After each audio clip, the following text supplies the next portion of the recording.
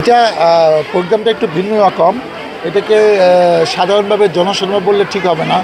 যারা শহীদ হয়েছেন শুধু 5ই আগস্ট গত বছরে এই সাভারে বাইপাইল এবং সাভার পৌরসভাতে প্রায় আমার জানার মতে 70-80 জন ছাত্র শ্রমিক জনতা শহীদ হয়েছেন।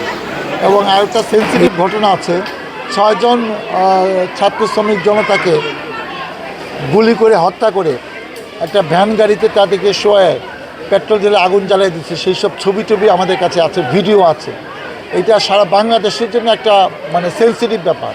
তো তাদেরকে আমরা নিয়ে আসব, তাদের পরিবারের পক্ষ থেকে এই ব্যাপারে অনুভূতি প্রকাশ করা হবে। আমরা সব শহীদ পরিবারকে এনে তাদের উদ্দেশ্যে আমাদের কিছু বক্তব্য, আমাদের অ্যাক্টিং চেয়ারম্যানের কিছু বক্তব্য এবং কিছু ভিডিও প্রেজেন্টেশন হবে, কিছু নাটিকা হবে যে এই বৈষম্য ছাত্র আন্দোলনটা কেমন হয়েছে, এই সব নিয়ে আমাদের একটা অনুষ্ঠান। আমরা খুবই খুশি এবং আমরা খুবই উৎফুল্ল যে এই আন্দোলন সময় 2006 সালের পরে বিএনপি কোনো বড় নেতা, কেন্দ্রীয় পর্যায়ের শীর্ষ নেতা আজকে সাভারে একটি অনুষ্ঠানে প্রধান অতিথিতে আসছেন। আমরা আমাদের মতো প্রস্তুতি গ্রহণ করেছি। আমি স্মরণকালে একটি সুন্দর সার্থক অনুষ্ঠান হবে বলে আমি প্রত্যাশা করছি।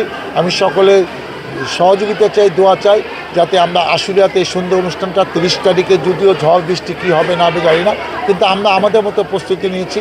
ইনশাল্লাহ একটা সুন্দর ভালো অনুষ্ঠান হবে এবং শহীদ পরিবারকে সম্মানার্থে তাদের শহীদদের স্মরণে আজকে এই অনুষ্ঠানটা 30 তারিখে সাভারে হচ্ছে।